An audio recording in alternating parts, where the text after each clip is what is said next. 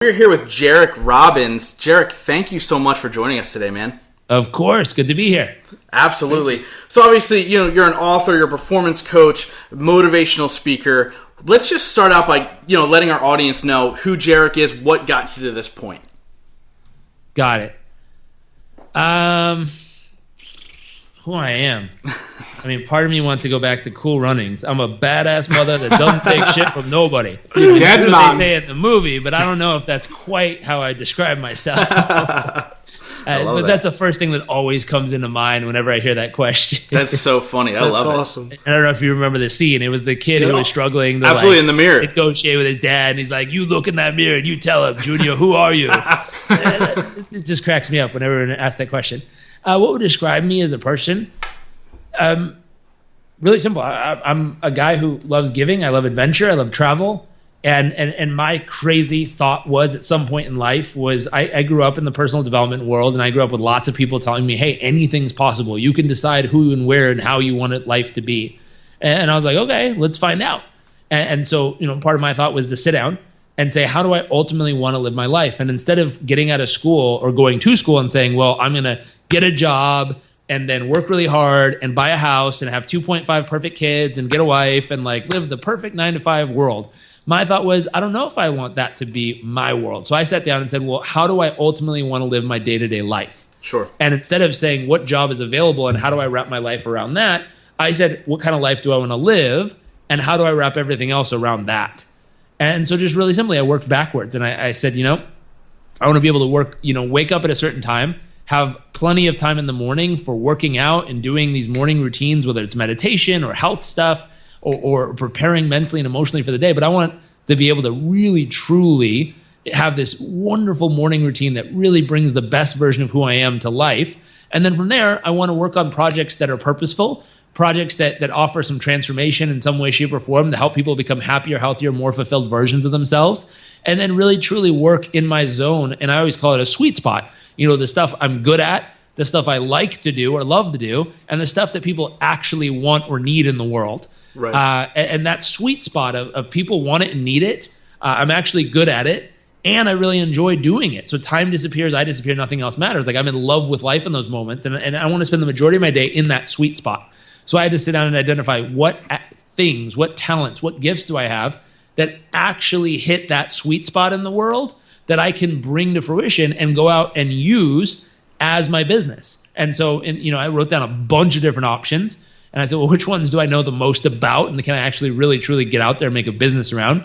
And I built a business. And when I first built that business, I was living in the front den of a house. I had 3 roommates. Luckily, they were all very good-looking girls, but 3 awesome roommates. And we were living in San Diego, and I was living in the front den with 2 curtains that didn't match as the door to my room. And I built a business. I had a laptop, a cell phone, and a website that I plopped up myself, which if you ever want to look and just laugh, you can go to thewaybackmachine.com, type in JarekRobbins.com, and go back to 2008. That's awesome. And while the economy was falling and everyone else was struggling, I grew a business from 0 to 6 figures in 8 months while living in the front den of a house. And I was like, hey, it's working. It's pretty cool. Yeah, that's... How'd you do that? Well, there's a course I created. No, I'm just kidding. Yeah, can you give me step-by-step? There's a secret Instagram course I've created of exactly how to follow my path. Yes. How to gain followers. Online. No, really, truly, it came down to hard work and sales. And at the time, I didn't know this. Again, going back to the sweet spot. What I was good at, what I liked doing and loved doing, and what people actually needed at the time. In 2008 on Twitter, I would literally tweet for hours a day about all kinds of cool information about being happy, being healthy, performing at your best, inspirational quotes. I would literally just spend hours in between marketing, just tweeting my face off because I thought it was really cool to spread great messages. And it landed up being a nice little lucrative funnel for me where people would see it and be like, wow, you're so inspirational. What do you do? And I'm like, oh, check out my website. I do coaching. And before everyone and their mother became a coach, I was kind of out there by myself and reaching lots of people via Twitter, and it was working. People were interested in coming to check it out.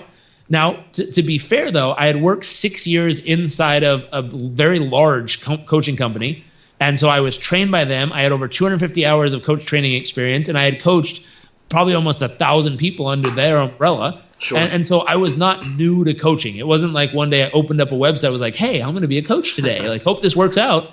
Literally, like, I had 6 years experience with tons of references, tons of client experience, and lots of time being within the business. And I also had one other critical experience 2 years prior, which was I spent 2 years on the road going office to office 4 to 7 times a day, selling tickets face to face to, motivational seminars. So in that context, I had spent almost 2 years with nearly 800 and something presentations over that time, almost 1,000 presentations, practicing selling personal development to people face to face. Wow. And in the beginning, I wasn't very good. I'd drive 2.5, 3, 4 hours to a meeting, deliver my best presentation for 55 minutes, and drive home with 0 sales, thinking about how they just kicked my butt because they had more objections than I could come up with reasons why they needed to go to this seminar. Sure. And that's life. That's sales if you've ever been in it. So sometimes that happens. And I had 2 years of experience coming off the road on that. So I was in kind of a prime position.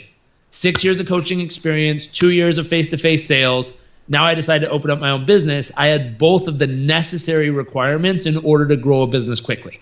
Wow. Lots of talent, and not just talent, but lots of refined effort and focus of the craft mixed with 2 years of practicing sales again and again and again and again and again and again and again.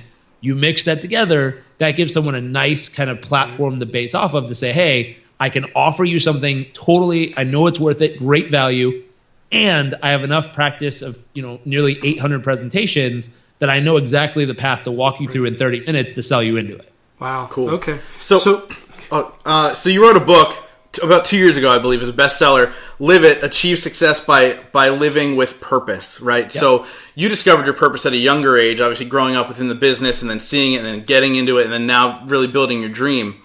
How does someone find their purpose if they're really unsure, if they're kind of that human being floating around, like, what do I do?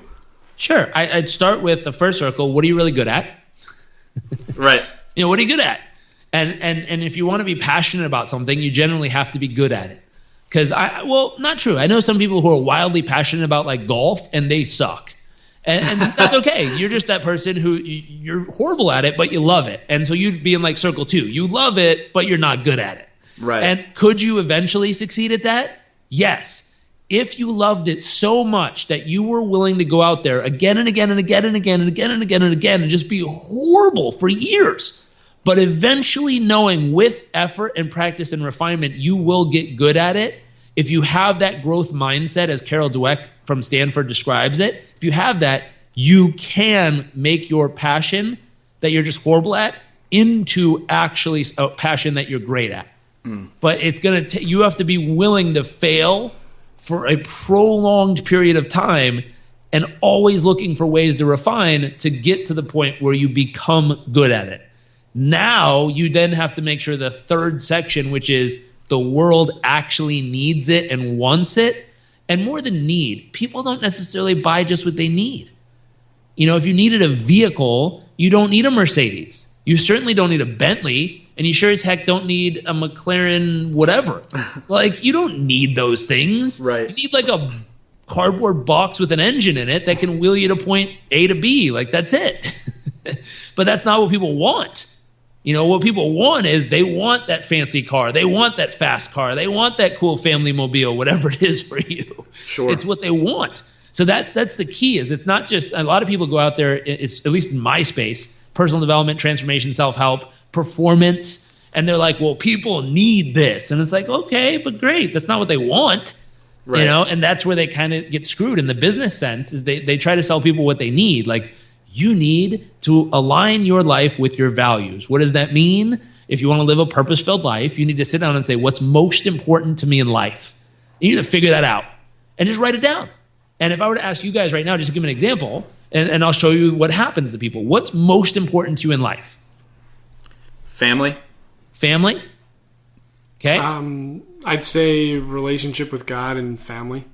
Relationship with God and family. Okay. Being able to plan my own schedule, make my own day, free time, meaning plan schedule. Yeah, I do what I want kind of deal.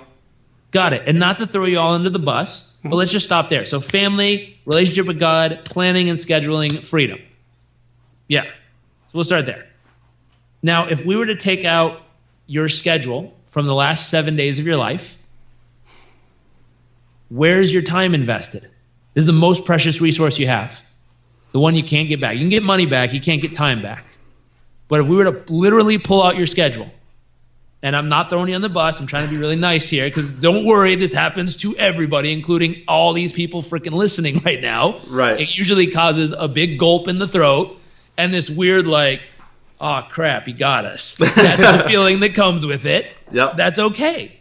But this is just the values realignment. This is in the book, but this is what we talk about. Like, hey, you tell me you value family, relationship with God, planning your own schedule, and having lots of freedom.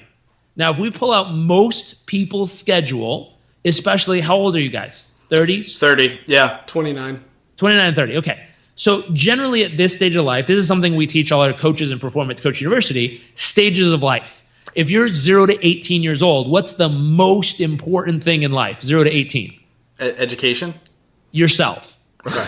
I thought it was The education. Yeah, I was thinking I'm in school 0 to 18. So all right, but 0 to 18. If you think, well, I forgot to give you a preview. 3 things. It could be work, self, or relationships. Okay, yeah. So 0 self. to 18 for most people, themselves. Right. Am I happy? Am I sad? Am I good? Am I bad? Are things happening the way I want them to? Stuff like that. Right around 18 for most people. Now, parents have royally screwed this up in the U.S.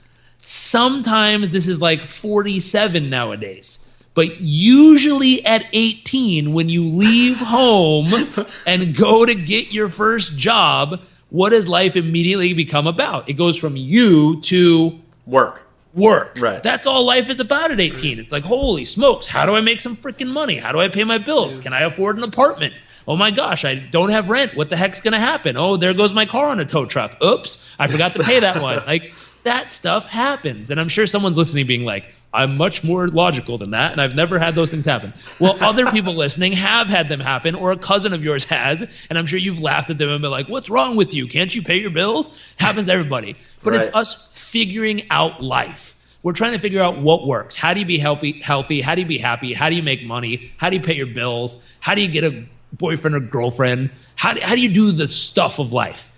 Now, eventually, let's say 18 to 30, it's normally like work, figure this stuff out, pay bills, figure out how I like it, figure out how it works for me. And right around 30, though, if you've been single the whole time and you've just worked your face off, it starts to get a little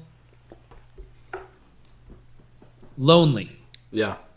Because it's like, dang, I know I have my friends, but it'd be kind of nice to share this experience of life with somebody.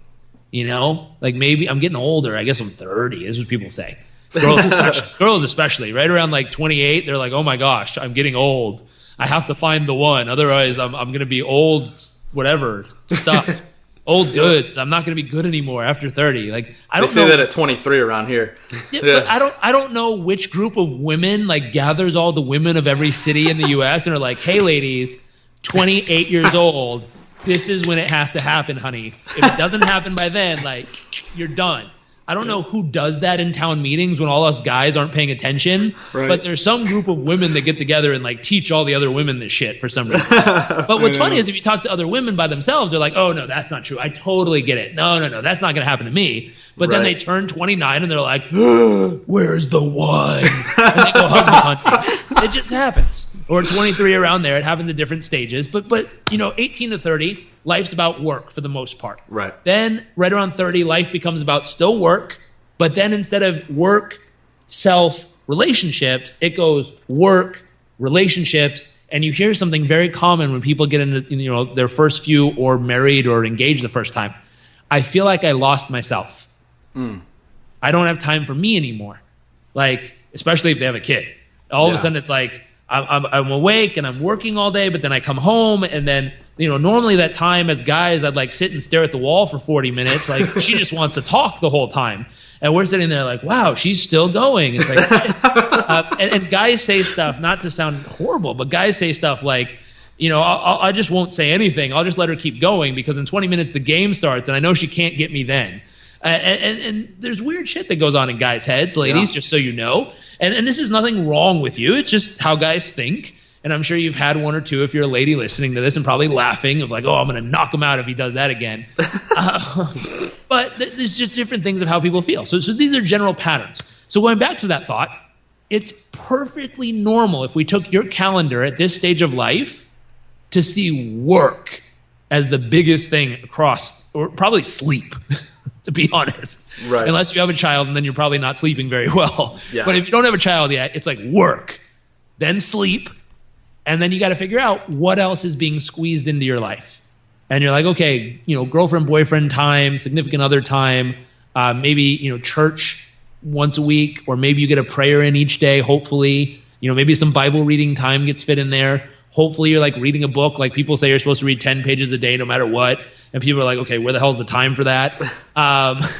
So it's like I listen to the audiobook on the car on the way to work because that helps me get it in. Yeah. So you hear all these weird schedules. But the truth is, unless what you do for work literally connects you with your family, connects you deeper with God, and helps you, plan and organize your life and have total freedom the way you want it to, it's not quite aligned, which is just the truth. That's Absolutely. Why I observed over on this side of the screen that big gulp and kind of that like, when I first asked the question, I noticed.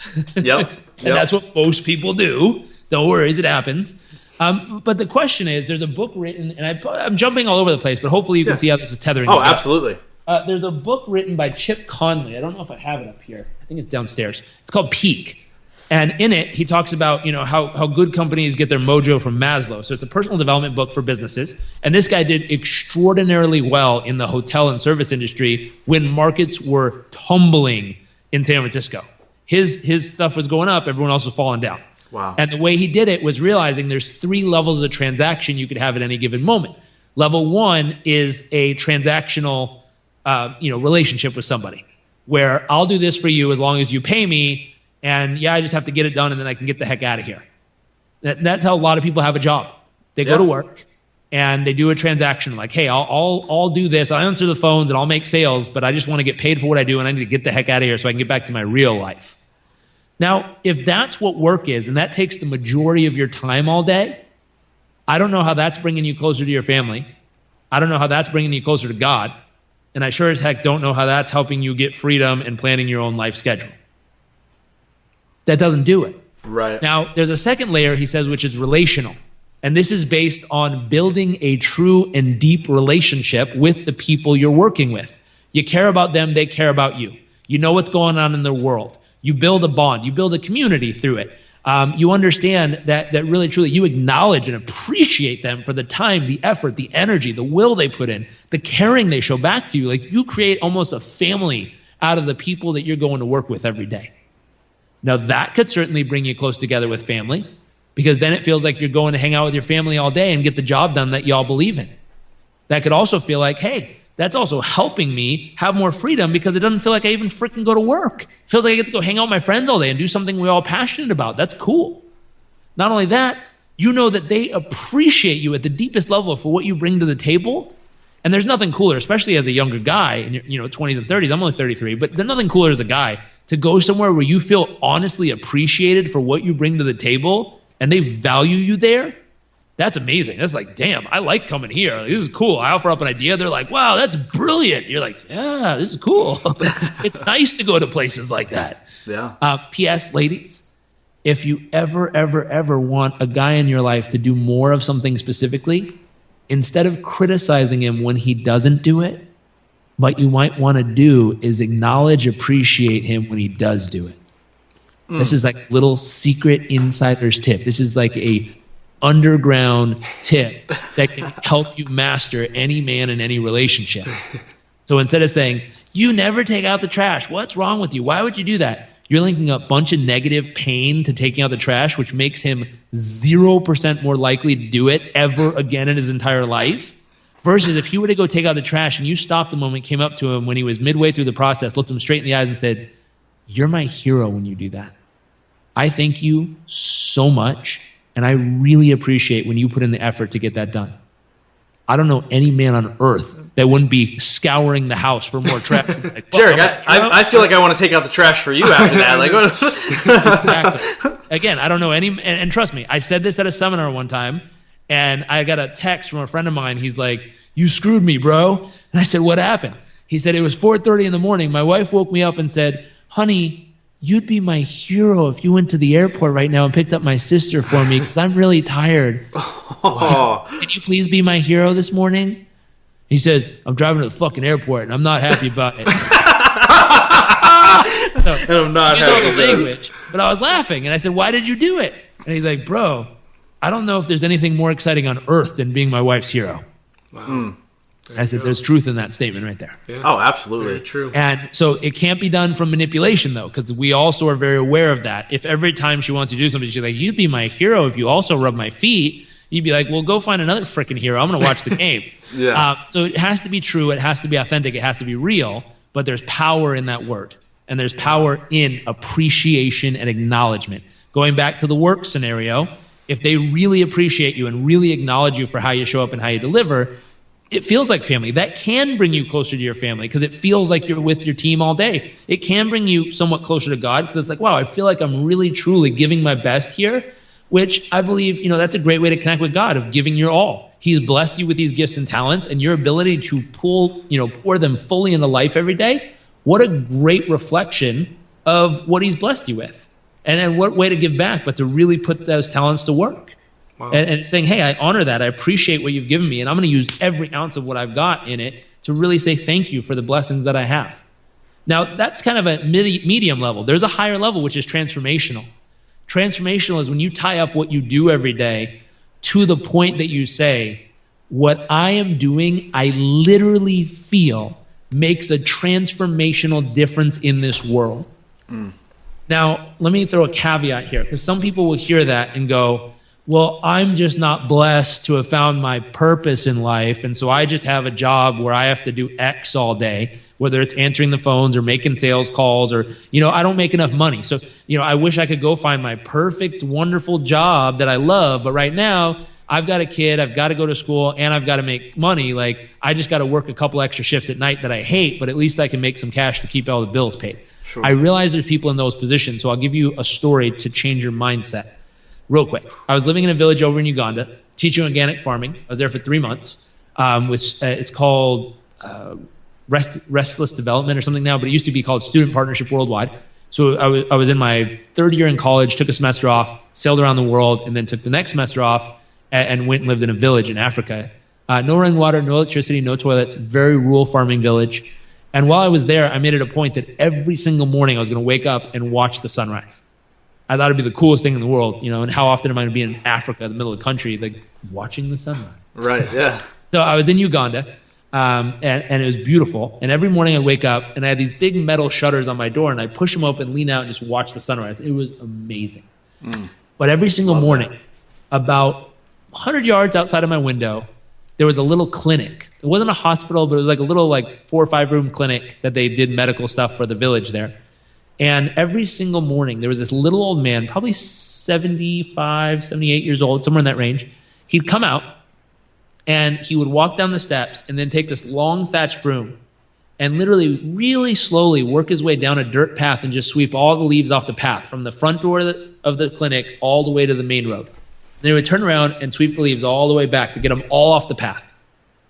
And then he would stand on the porch at little steps and look out and have the biggest, most pride-filled smile on his face that I've ever seen. That guy was truly freaking happy with life. And I just watched him every single day. He did it. Always at sunrise, never missed, every time, same way, same routine, every day, no matter what. And I was like, wow, that's pretty unique. I don't know many people who never miss. That's a unique thing. Yeah. So I wanted to interview him and ask him, why do you do what you do? Why at sunrise? Why this way, that way? Why do you never miss? Why? What are you doing? And why does it feel so good? Because I've met CEOs who are pissy all day at work. This guy sweeps leaves, and he's got the biggest freaking smile on his face I've ever seen. I'm like, why are you so freaking happy doing something so ridiculously simple? And so he didn't speak English, so I had someone translate. We went back and forth for a couple sentences, and I asked him, why do you do what you do? And he told her back, I'm supposed to. I was like, okay, that's not what I'm looking for. I said, okay, and I was like, why? And she kept asking, and she changed her approach, and he finally said one of the most beautiful things I've ever heard. He said, the reason I sweep the leaves is because I believe every human being, whether it's a small child about to enter this world or a sick or elderly person about to leave this world, deserves a clear path to do so. And I remember being floored. Yeah. Be like, damn, this dude, 78-year-old guy, who lives in the broom closet of the little clinic. That's what I found out later. He lived in a broom closet, literally. Mind blowing. Was living his purpose in life. His sweet spot, what he loved to do, what he was good at, and what people needed, happened to be sweeping leaves. Wow. And by sweeping leaves every day, he was living at a transformational level because his mindset kept him there. Now, my question is, did that bring him closer to his family every day? Dude, he's living his freaking purpose. What other gifts could you give to your family? Right. And he's connecting with the community. He's talking to people. He's out there. He's part of it. Does it bring him closer to God every day?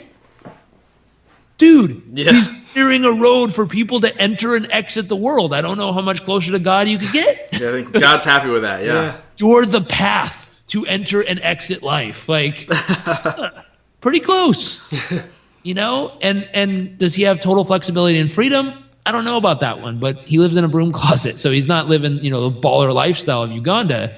But in his world, I think he is. Right. And I've met CEOs who don't have that mindset. I've met executives. I've met people who inherited a boat ton of cash and are miserable out of their freaking mind and can't figure out why they're depressed all the time. And it really comes down to that meaning and purpose that he's associated to what it is that he does. If you want to go over to happiness, there's a guy over at Harvard named Ben Tal-Shahar. I think that's how you say his name. He taught one of the most popular classes at Harvard, which was titled Happiness. He wrote a book about happiness. And when he talks about, he says, if you want to tap into that, it's rewriting what you do every day, your job description, but rewriting it as a calling description. Meaning, how would you have to redefine what you do every day in a way that would cause you and everyone else to literally fight over trying to get the job you have? And if you want more purpose in what you do, all you have to do is rewrite your description as a calling description versus a job description, and then every day associate to that calling and read it to yourself. And what will happen is your fulfillment level in what you do will go up massively. And then if you can go back to peak and keep it at a transformational level where you feel you're literally transforming lives in the world by doing what you do, that can keep you connected deeply to your deeper values and core of who you believe you are and what you're here for. That's awesome. You hear the word success a lot. And, success is different for everybody. That man every day felt successful. And a lot of it, and just from talking to you, I'm picking up on success is as simple as finding your purpose and living your purpose. But I think one question I wanted to ask was, what would be one trait or one thing that people need to do to be successful in their own lives? Is there some kind of tip you have as far as Sure. the first step to get to success? Yeah, there's a book called Mindset. It's written by Carol Dweck. She's from Stanford. And she went and did a research on a bunch of people to try to figure out what's the difference between success and failure, and what's the difference between the most successful people and the average people. And what she found out was there's one key difference that is the make or break factor, and it all has to do with mindset. So her book's called Mindset, and it's the new science of success, and it's literally science from Stanford on success. So it's legitimately backed up from the university. And what's wild about it, she figured out there's a difference between a fixed mindset and a growth mindset. A fixed mindset, and there's this cool little thing. Let me see if I can find it real quick. And I'll read you the difference between the two. But this is the difference. So if you're just getting started and you're trying to figure out, how do I become more successful? Let me pull it up really quick. I know I posted it on Instagram. Let me see if I can find it. It's really simple, and they did a great job at showing you the difference between, here it is. So a fixed mindset avoids challenges, gets frustrated or gives up easily, thinks potential is predetermined in life and it cannot change, takes criticism personally, and feels threatened by other people's success. A growth mindset embraces challenges, persists in the face of setbacks, sees effort as the path to mastery, learns from criticism, and finds lessons and inspiration in the success of others. So if I was going to say, what's the difference in starting out?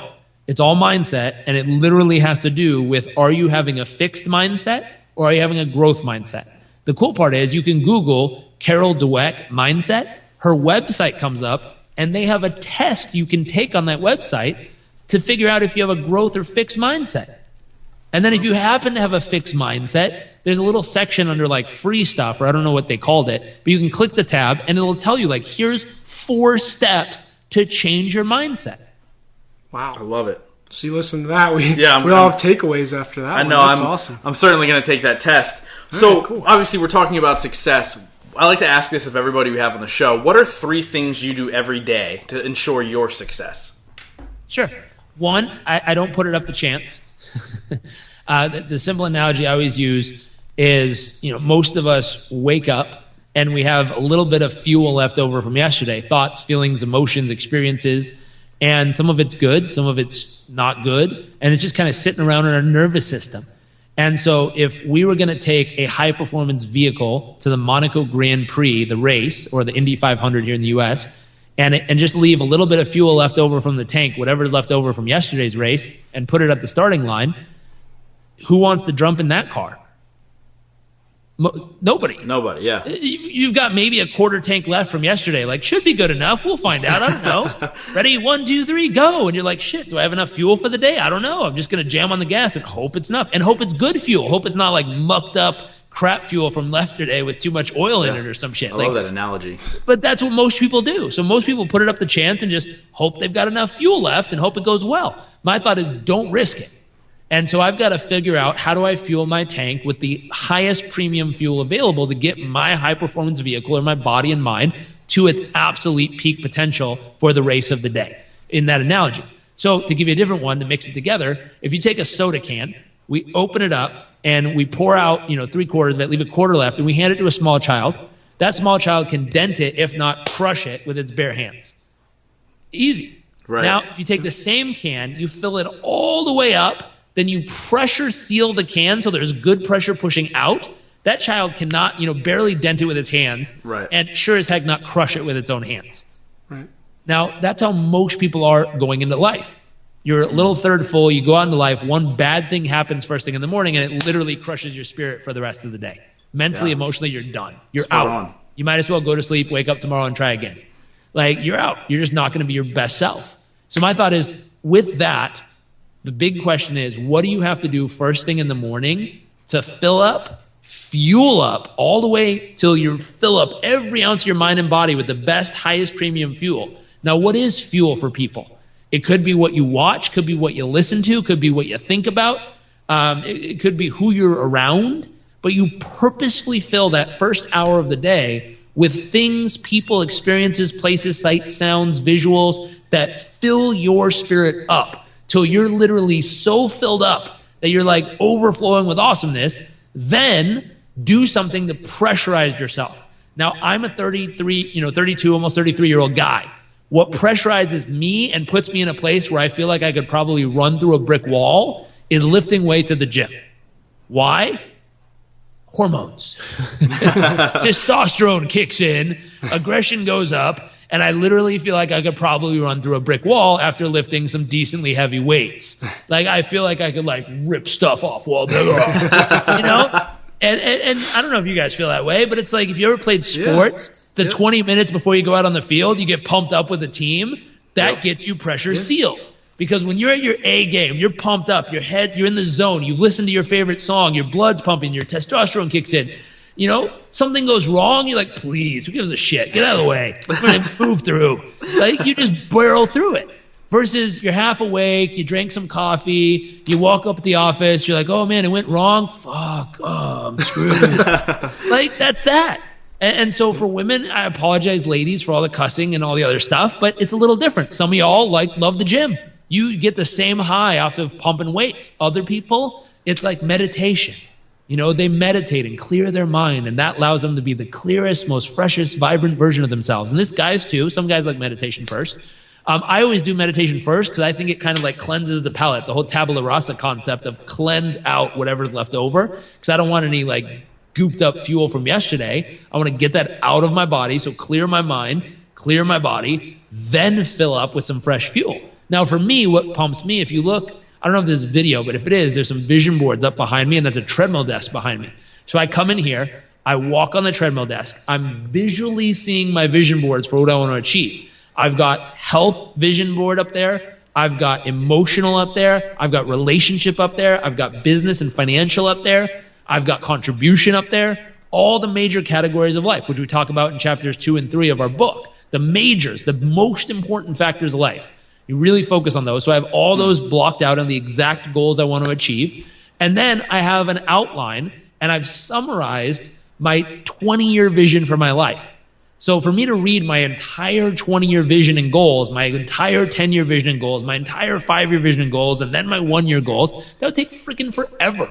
So I figured out what's one line I could use to summarize all of my health goals for 20 years. And so my line is, I'm so grateful at 50 years old, I'm healthier and stronger than the majority of 20-year-olds in the world. That one line helped me summarize like 10 goals, all these accomplishments, the races I want to do, the body fat percentage, the height, the weight, the mile time I want to be able to run, all that stuff summed up by one line. So I say that to myself. Then I go to emotion, same thing. All these goals emotionally that I want to achieve 20 years from now, and I say it real simple. Emotionally, we're passionate about our lives, living on mission, enjoying every moment life has to offer. That one line summarizes all the things I want to experience. Then relationships, I'm so grateful we're passionately in love, and our love and passion for each other grows daily. When we're together, anything's possible. And it's like, wow, that sums up relationships and all the goals there. And we keep going down all those areas. So I'll say that aloud for like 5 minutes, again and again and again, connecting my mind from this moment to 20 years out in the future. Now, something's important about that. That's kind of like what we refer to as a North Star. The North Star is something way out in the future that's a guiding light that keeps you on path, just like the North Star at night. When you set out to go on a journey and you follow the North Star, you're not expecting to land up at the North Star at the end of the journey. Right. Most people would see that's ridiculous.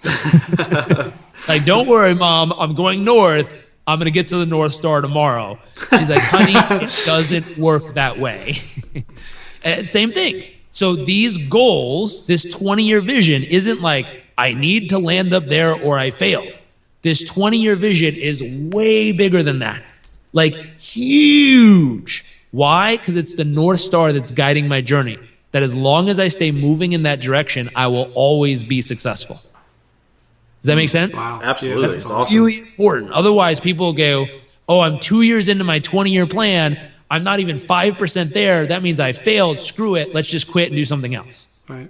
That's not what it's there for. It's there as the North Star. These big, giant, huge, crazy goals to guide your journey in the right direction in every category of your life. Now, from there, my 1-year goals, those are really stinking specific. Why? Because I do want to achieve those, and I am going to get to that other shore. If I'm trying to go from New York to London, like, there is a destination I will arrive at the end of the night. I'm getting in the ship, I'm going across with the plane, and I'm going to get there. That's the 1-year goals. 1-year goals are literally where you're going to land up in 12 months from now. 20-year goals are North Star. That's guiding the journey of where you're going. And each year, you push them out a little bit, make them a little bigger so that it keeps guiding the journey forward. And so I'll go through my 20-year vision, 10-year vision, 5-year vision, 1-year goals, and then I'll wrap it up. I forgot one thing. There's gratitude in there for 3 minutes first before you do the goals. Then your 20-year vision all the way down to your 1-year goals. Then we switch over to mental rehearsal. This is a game changer. A lot of people are in the visualization where they just visualize the perfect scenario. The truth is, Mike Tyson says everyone has a plan until you get punched in the face. Yeah. And that's true. So you have this perfect scenario of how your life's going to be, and then life punches you in the freaking face. And you're like, wow, I didn't expect this shit to happen at 30 years old. Like, that happens. That's called life. And so the next piece you got to do, and I partially, I learned this a long time ago, but where it was reinforced recently, we went and worked with the pararescue jumpers at Hurlburt Air Force Base. These guys are the elite forces of the Air Force. So when someone gets hurt or a plane goes down or something happens, this is the team that comes in to save your ass. Meaning they're strong enough to fight like Navy SEALs and Army Rangers, and they're full-on medical surgeons. Wow. Do you imagine? Like, SEALs are smart, but that's just like a different level of smart and crazy strong and resilient people. Like, insane. Yeah. And so these guys come in literally, they fight their way in to find you. They can literally do surgery in the field in the moment while getting shot at and stuff's blowing up around them. They put you together, and then they fight their way out with you to save your life. Pretty freaking remarkable what they do. Yeah. And so when I was with them, I was like, how do you prepare for the mission? Like, well, they sit down, they go over the brief, and then they all spend time rehearsing in their mind all the things that are about to happen. First, they do the best case scenario, everything that's going to go down, where they're going to go, how they're going to do it, what they're going to accomplish, exactly what's going to happen. Then they go through and they'll do it 2, 3, 4, 5 times the way that's going to be perfect. Then they go through and say, okay, I'm going through and this first part totally gets screwed up. What do we do then? And they play the backup scenario. Oh shit, we turn the corner. It doesn't go the way we want it to. What do we do then? They don't chance that. They don't show up, oh crap, no one had a plan for this. Oh shit, and everyone scrambles and runs everywhere. Like, they're in the war zone. They're getting shot at. And most people are like, well, of course, that's how you handle that situation. But that's not what I do when I do my sales calls today. Why not? Why are you not preparing 5 times for the best case scenario and 1 case for the guy yelling you at the phone and be like, this is stupid. Don't ever call me again. What's wrong with you? Click. And instead of being like, oh my gosh, I never thought that would happen, you're like, take a breath. Calm down, refocus, center, backup plan. What did I say I was going to do when this happens? No problem. Call 10 more people. We're on it. Let's go. Why did you not rehearse that? This is how Muhammad Ali used to prepare for every single boxing match. He literally mentally rehearsed all the things that are going to go right perfectly, and then he would mentally rehearse himself getting punched, and he would feel the pain and be like, oh, that hurts. And he would practice like struggling to breathe, and then he would practice taking a deep breath, going right through it, getting prepared, and getting right back in the fight. Wow. And most people who are into manifestation don't like thinking about that because they're like, I'm going to manifest the bad stuff. No, you're going to prepare for fucking reality. Yeah. Like, there's the flip side of that. Like, prepare for what's real, and hopefully it doesn't happen, but at least you were prepared for it. We were just staying up in Sausalito for 6 weeks. We were right outside of San Francisco. And in the Airbnb manual, one thing it has in there is, if there's an earthquake, here's what to do. Turn off the gas, walk down the hill, turn left, and go to this location. Why would that be there? Because they're manifesting earthquakes? No. So that if an earthquake happens, you know what the hell to do with yourself, especially if you're not from there. I mean, imagine if that wasn't there, earthquake happens, and my wife and I are running up and down the street being like, oh my God. But if we know, like, oh, turn off the gas, go down the hill, turn left, meet everyone there, you're good.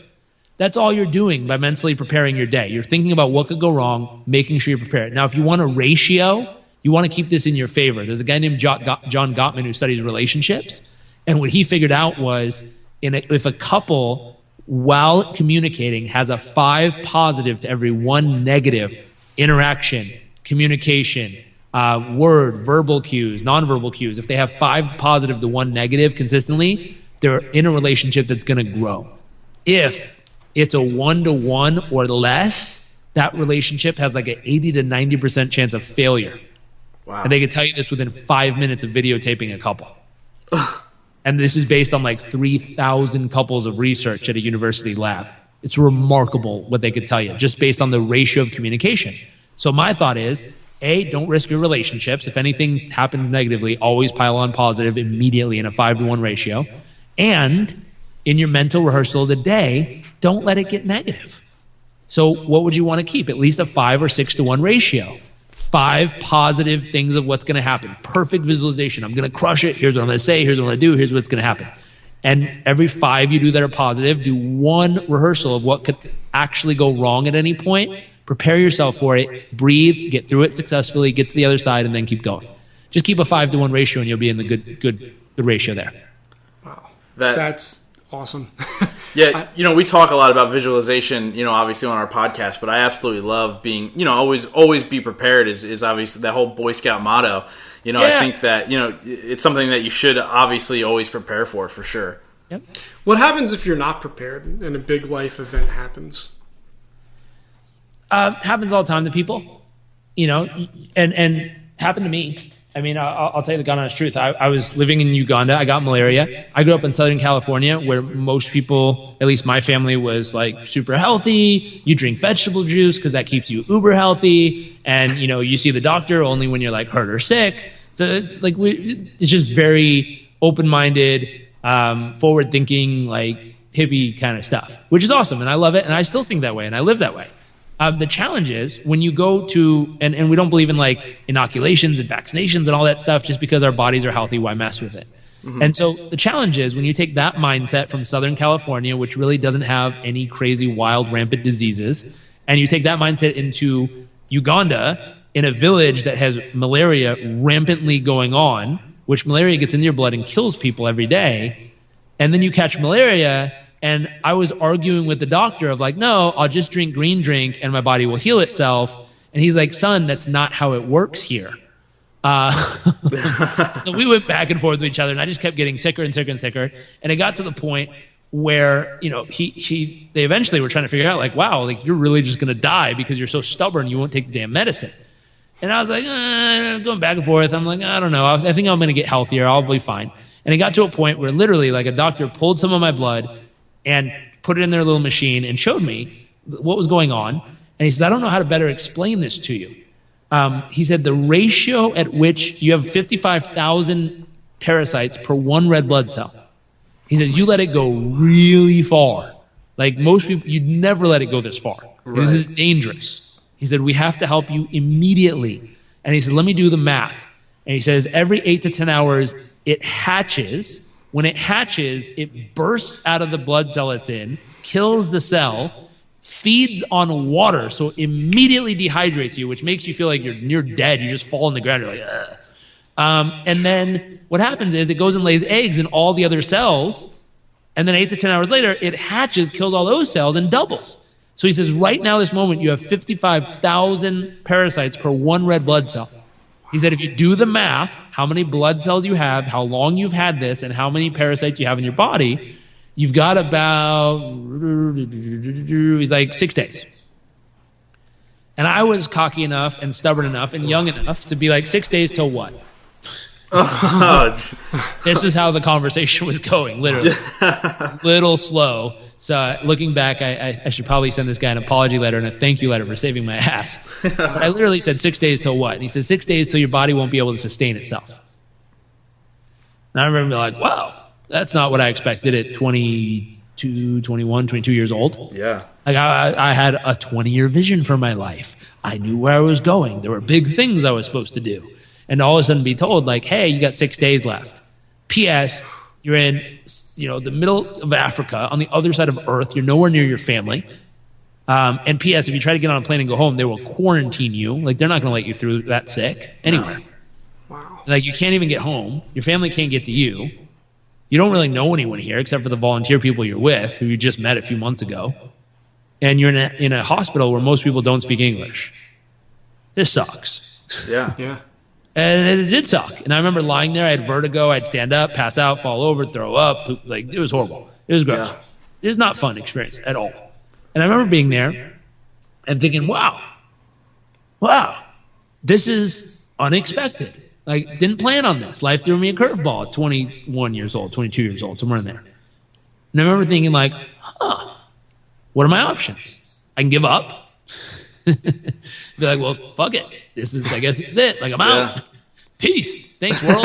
See, it's been good. It's been good. Like, at least I was doing something I loved and I was passionate about. Yeah. You know, I was doing transformational work of helping people and volunteering and doing good work. That's kind of nice.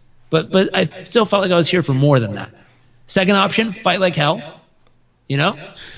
Strap it up and be like, well, we're going to have to get through this. How the hell do we get to the other side of malaria? Like, take the medicine. I don't know. Hopefully it works. And that was the thing. He gave me the medicine and he's like, hopefully this will work. And I'm like, hopefully? That's not what the fucking doctor's supposed to say. Yeah, They're right. supposed to be like, this will save your life. Not like, hopefully this will work. We'll find out. And I was like, okay, that's not very exciting. and so I read about this in the book, and it's not, this part isn't backed up by, a lot of what we do is all backed up by science. This part is just a personal experience. Where I sat back and I said, okay, I've got to figure out how in the world do I heal myself? And luckily, I'd read a lot of books on spirituality and healing and mindset and all this other stuff. And so I started praying. I said, I think prayer helps. At least for me, it has. And I know when lots of people pray for you. So I talked to some of my family, and they started praying for me. And were sending me little text messages at the time saying, hey, we're praying for you. We love you. Get better. And knowing that intention was out there and they were all kind of supporting me and holding energy for me, that helped, at least my spirits. I took the medicine and then went home to think about it. And I called Dad, and I said, Dad, what do I do? I have malaria. They said I've got 6 days left to live, and they gave me some pills to take. Do I take the pills or not? And he said, well, son, you know about the placebo effect, which is like 40 something to 56% just as effective as the actual medicine. And the placebo effect, like they take one person and they give them an Advil, and the other person they give them a pill that has nothing in it, just a fake pill. Sugar pill, yeah. Okay. And what's wild is 40 to like 60% of the time, the placebo, the fake pill, gets the same exact benefit as the real pill. Wow. That's how powerful our mind is and our body is. Like we take a pill that has nothing, it's a sugar pill, and our body somehow magically feels better. And so you know about the placebo effect. So whatever you have total certainty and you believe with 100% of who you are as a man will work, do that option. If it's take the medicine, take it. If it's not, don't. But whatever you believe, do it with certainty and do it now. And I remember at that moment hanging up the phone and being like, wow, that did not help. It didn't. Yeah. It was basically like, do it or don't, but do it with certainty. The first time in my fucking life, like Dad's advice didn't quite help. Like, okay, I'll call Mom. Let's back up. Let's call Mom. So I called Mom, and it was a much different discussion. I tagged on the book, but her discussion was a little more graphic. She was like, gosh darn you, I didn't raise you for so many freaking years for you to go kill yourself in some stupid country. Take the freaking medicine, and I'm on my way. And she hung up. I went, oh shit, on her way. She's never been out of the country before. Oh, jeez. I don't know what Mom's getting into on this one. Like, that's the first place to go, right? Yeah, like, let me fly to Uganda. Usually not the first place that people go from Southern California. Yeah. But she did, bless her soul. It's total side story, but my grandma convinced her that people in Africa wear bright neon colors of clothes. So my poor mom showed up wearing like neon orange pants and a neon like green shirt, like a neon yellow hat. That's hilarious. Do you guys still talk about this trip? No, I tease her though. I'm like, what were you wearing? Oh, the other thing that happened was she got off the plane in Egypt changing planes, and she tripped and fell and landed on her hands and knees, and all the people clapped behind her. And she's like, this is rude. And they were clapping because they thought she was so excited to be there that she was kissing the ground as she landed. She's like, oh my God. She has this whole wild story of getting across the world. That's hilarious. But luckily, by the time she got there, it was like 8 days later or something, so I was actually feeling better. But I went through 8 days of like the worst days of my freaking life. I took the medicine, and this stuff gave me vertigo. I'd stand up, pass out, fall over, throw up all over the ground. I had to crawl to try to go to the bathroom because I couldn't like even see straight. It was ridiculously horrible. I'd wish it upon no one. And luckily there were a few people there who really took great care of me. Like they were watching me and, dunking my head in cool water and it was 110 degrees outside. Like they were keeping me cool and trying to keep me healthy. So I got better. Obviously I'm still here. Knock on wood. So in those moments, a handful of things really helped. One, positive visualization, looking in the future and holding space in my mind of seeing myself get healthy and linking up to it every single day with total certainty. Coming up with a long-term future vision. So, the good book says without a vision, people perish. And so my thought is I need a vision. I need something that is tying me to the future that I must fight to get to. A Man's Search for Meaning, Viktor Frankl, he talks about logotherapy. The meaning you give to any situation is the experience you have of it and the memory you have of it. He went through the Holocaust. This was nothing even freaking close to that. But being told you have so many days to live, it's like, oh shoot, I might die. So I had to create a meaning that says, no, this is not the time. This means I will get through it. I will get stronger. I will find a way. And I had to reinforce these meanings in my mind. And then I had to come up with what am I going to do to actually get my body back to health? So what are the best nutrients I can gather? What are the best, place I could put myself in this country to revive myself and get myself to be strong, healthy, happy again? And then when I get home, what do I have to do to actually regain my strength? Because I was anemic. Obviously, my blood cell count was low when I got back. And I was very weak. I went from like 210 pounds to like 180 with like a couple weeks. Like I dropped a lot of weight real fast. And a lot of it was muscle and fat just dropped off my body. because I couldn't keep any food inside.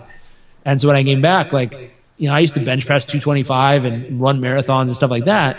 That was out of the picture for a while. Like running a half mile was winding and it hurt.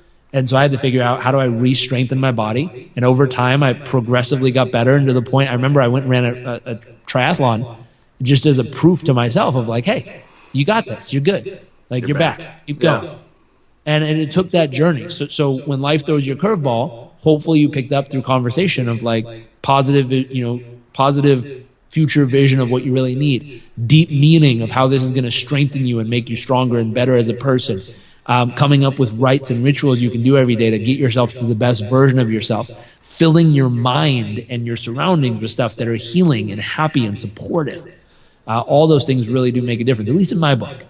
And there's different science that back up some of this, and a lot of people will criticize it because they're like, oh, you know, I wish he would stay out of like the hairy-fairy metaphysics and random stuff that it's unprovable. But the truth is, if you ever talk to someone who's been through cancer or anything like that, they'll say the same shit about this stuff. Because it works. And usually the people criticizing it are people who've never had to go through shit like that in their life yet.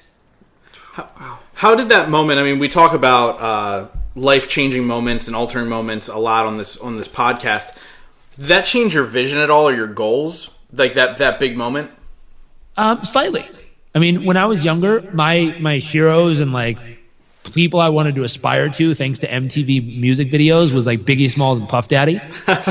Like I grew up at a point where I'd turn on the TV and Hypnotize video was the coolest video on at the time, and I recorded it on the VHS. So I'd watch it every morning when I was getting ready for school. And I thought like backwards driving Mercedes and Hummers and yachts were like the coolest thing you could ever get in life.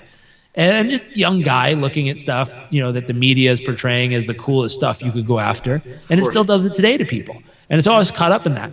After this trip and after coming back, I had done semester at sea, which I highly recommend to people in college. But I did semester at sea. It's 100 days. So you basically do a whole semester on a cruise ship.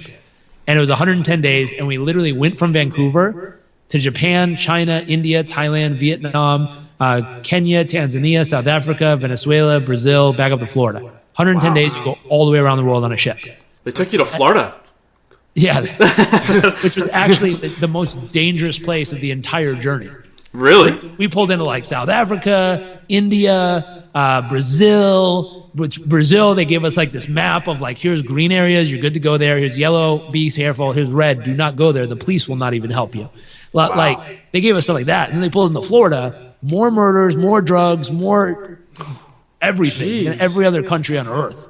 It's wild. Alligators, all crazy freaking people who live in the alligator woods. But all the other awesome. I live in Florida now, so if you're in Florida, I'm not making fun of you. I live there.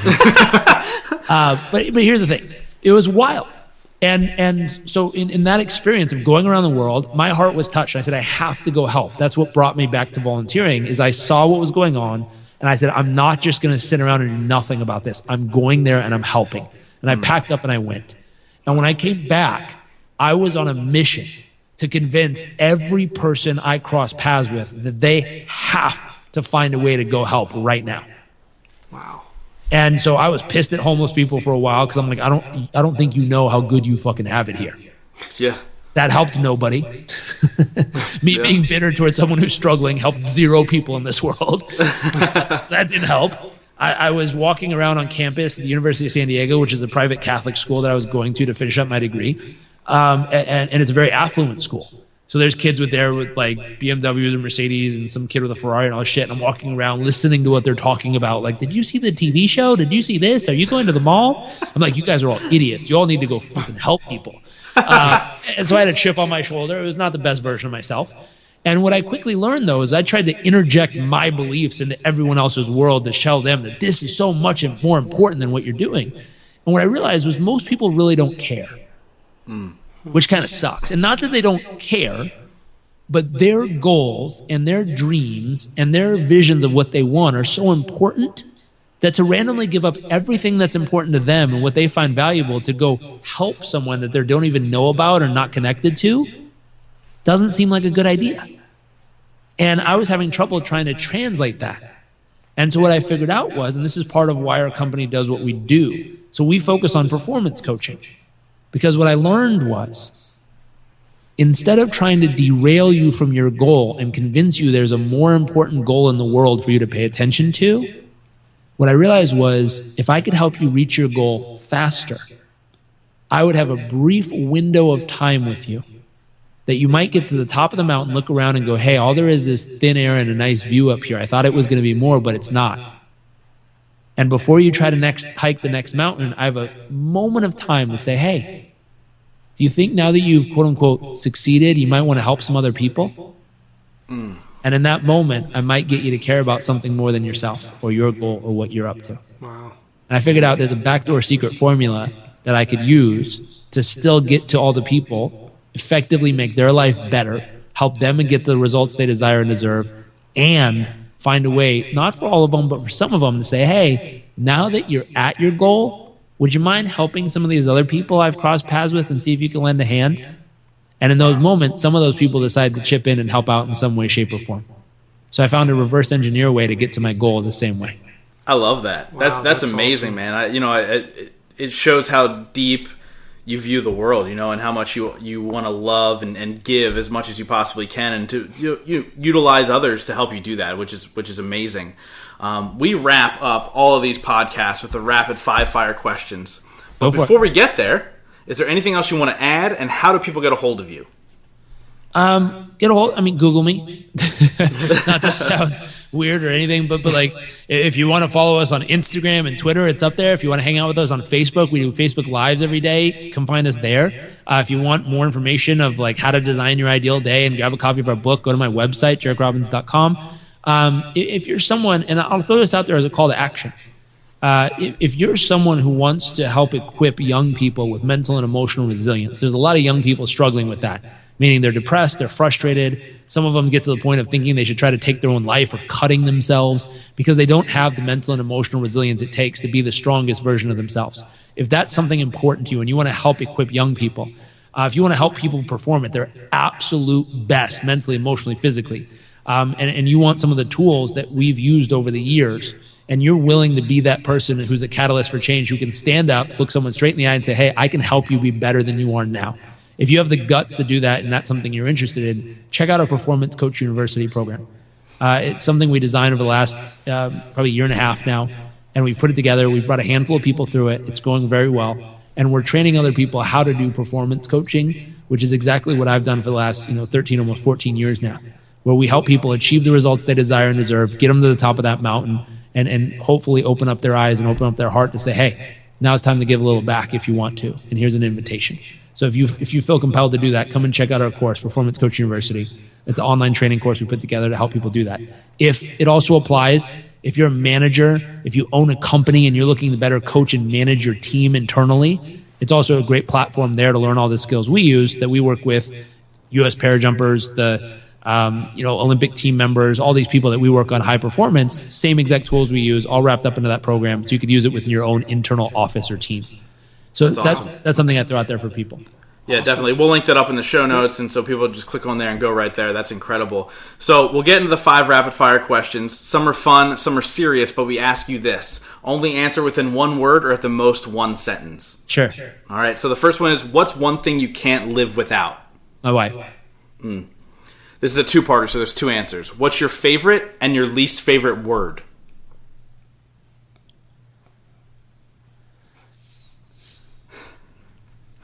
Favorite word? I've never thought about this.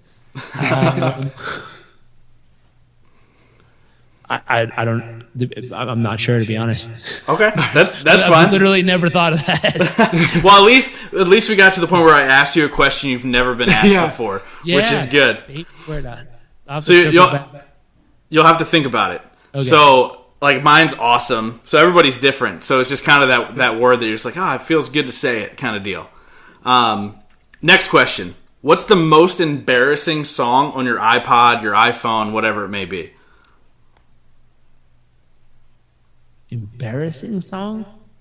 I don't get embarrassed by a lot of stuff. The guilty pleasure song. I don't know. Let me find out. What's yours, Justin? I have every Justin Bieber song on my phone. So I'll admit it. I don't care. I think what was mine. Mine was the "Can You Feel the Love Tonight" from The Lion King. Okay, that's a good one. I mean, let me just scroll and see what I got that might be interesting. Sure.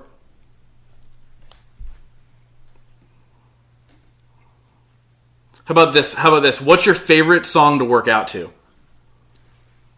Actually, this should be interesting. The most played song. I'll go with that. There you go. 25 most played songs. The most played song I have is Lindsey Sterling, "Crystallize." That's a good song. Yeah. It's a really good song. It's a great Nice. song. She was I think she was just in Reading playing. Yeah, she's awesome. Yeah. Huge fan. Awesome. I don't Next know if song that's is... embarrassing though, but No, it's not embarrassing at all. It's a I great think song. she's badass with a violin. I love it. So at the end of your life, if you could be remembered for just one sentence, what would it be?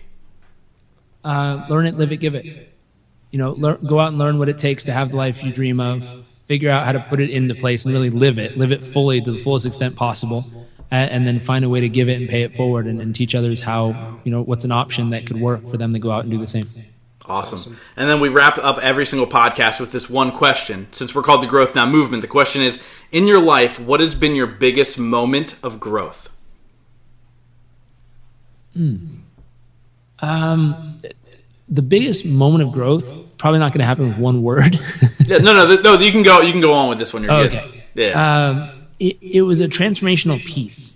So I grew up, and this is an interesting one for people out there, but I grew up in a position where, and I chose the same exact field that my dad's in, and he happens to be pretty much the boss of this industry. And hashtag boss, like that kind of boss. Like he owns this industry. He's the figurehead of the whole industry.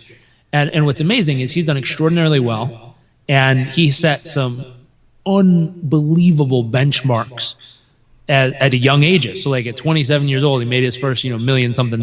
At 30, he was living in a castle on top of a hill, like owned a helicopter in an island in Fiji. Like you just go on, it's like, whoa. He reaches millions of people every year. He sold, this is an old stat, like a 10-year-old stat. He sold 50 million copies of one of his programs to people around the world. Like insane numbers just to think about and be like, wow, he's really dynamically changing the world. And so to choose that field to go into immediately put me in a place where either A, I could try to ride his coattails, which I didn't really want to do, or I could compare myself to what he's done and be like, wow, am I there? Am I going to get there? Am I going to somehow catch up? And I had a better start than he did. Like, oh my gosh, am I on track or off track? And a lot of that happened. And immediately, and I never said this verbally, and he never said any of this, but internally, this is what was going on. And so it put me in a position where I always felt I was starting at somewhat of a deficit comparably. And so every time we were around each other, a lot of what would be going on in my nervous system was I would always be trying to bring up all the things that were anywhere near comparable from my life to be like, hey, I'm good enough to hang out here, right? Like, look, I helped this many people. I got this email from this person said I saved their life, like, and like good stuff, but I was like piling stuff on constantly. And it made it kind of uncomfortable to be around each other because I would always feel like, oh my God, I have to bring all the things I've done the best in the last 3 months to try to show that I'm doing good too. And what was weird was something finally changed. And I think it was actually my wife who came into my life. And I watched the way that she showed up in places. And it was a dynamic change, specifically in that relationship, where when she showed up in relationships, her thought had nothing to do with herself. Her thought was, what can I do and how can I show up to make this person in front of me's world a better world than it was before I was here? Wow. I remember like, that's so freaking simple. Yeah. And I applied it everywhere else in my life. Yeah. Except for this one relationship. And I remember shifting that piece, and the biggest area of growth came in that relationship where all of a sudden one day I showed up, and instead of saying like, hey, what can I offer? Or, can I show that I'm great enough to be here and all this other shit? I just looked at him, and the only thought that went through my head was, what could I do to make his world a better world right now in this moment? Wow. That's it. What question could I ask? What could I bring with me? What could I give? What could I share? And in that moment, I believe I probably grew as a human being because life went from, me trying to be good enough in that moment to me saying, hey, that doesn't even matter. It's literally just about what can I offer this human being right now to make their life a little better. And the moment that changed, there was a freedom that came with it that I've never experienced anywhere else. And like I said, I somehow knew how to do that with a complete stranger in a coaching situation. I knew how to do that in a volunteer situation, but for some reason it didn't quite connect until I saw my wife do it internally with, family members, that I went, oh, I forgot to do it here. I did it everywhere else except for here.